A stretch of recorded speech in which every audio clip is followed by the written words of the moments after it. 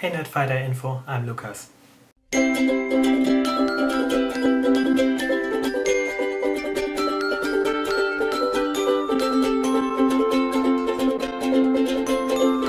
the Nerdfighters!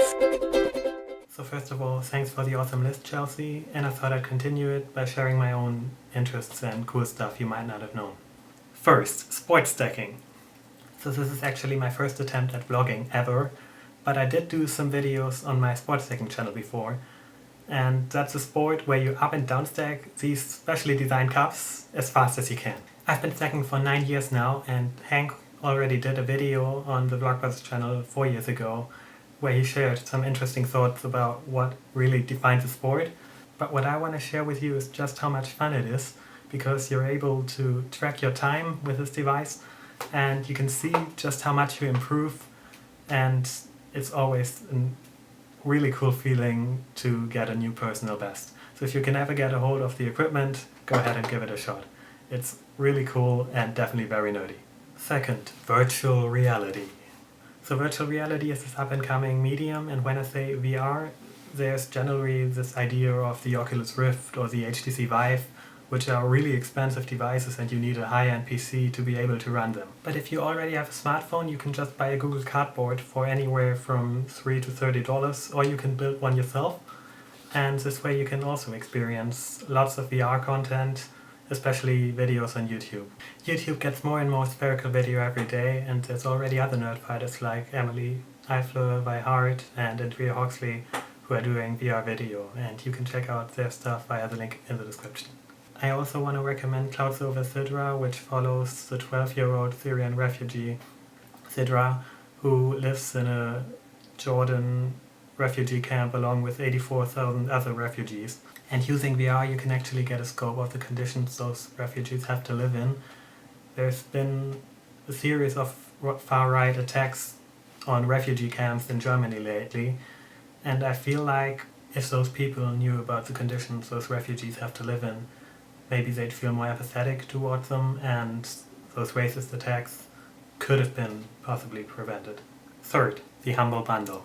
So I'd also consider myself a gamer, and the Humble Bundle is a great place to get lots of new games. And the cool thing about it is you can set your own price and you can split the price up the way you want it. So part of the price actually goes to charity, and you can customize the proportion that goes to those charities. Right now there's a bundle going on for Android and PC, so you can get some cool games for those platforms, support indie developers, and fight World Suck at the same time.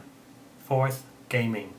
So on the topic I thought I could recommend a game for you, and I chose Life is Strange, which is an episodic adventure game developed by Don't Nod. It combines many elements from Telltale style adventures with those from Gone Home, and if you're looking for a story-driven modern adventure with female protagonists, maybe this might be just the game for you. Even if you're usually not a gamer, this game is pretty easy. There's not a lot of difficulty to it, and this might be just the right introduction to gaming for you. Number 5, Reddit. So Reddit is a social news aggregator, and you can personalize it to your own interests. You can use it to discuss any topics you'd like. There are subreddits for almost everything, like say Life is Strange or Nerdfighteria, and I'll put links to those in the description. Number 6, movies. So since I already recommended a game, I thought it would be appropriate to also recommend a movie. And I chose 500 Days of Summer because I was reminded a lot of it while I watched Paper Towns. It's written by the same writers, it explores similar themes, and it's an awesome movie just like Paper Towns, but it's also distinct from it and still has its own vibe. And finally, number 7, vlogging. So like I said, this has been my first vlog, and quite a lot of time has passed while I recorded this video. The sun is set, as you can tell, and I still have to edit this video. But overall, I have to say this was quite a nice experience, and I'm looking forward to doing it again. I'd like to hear your thoughts on vlogging. What motivates you to do it? What parts of it do you like? What parts don't you like? If you haven't done a vlog, what keeps you from it? Please feel free to share all those down in the comments. And Brandon, I'll see you tomorrow.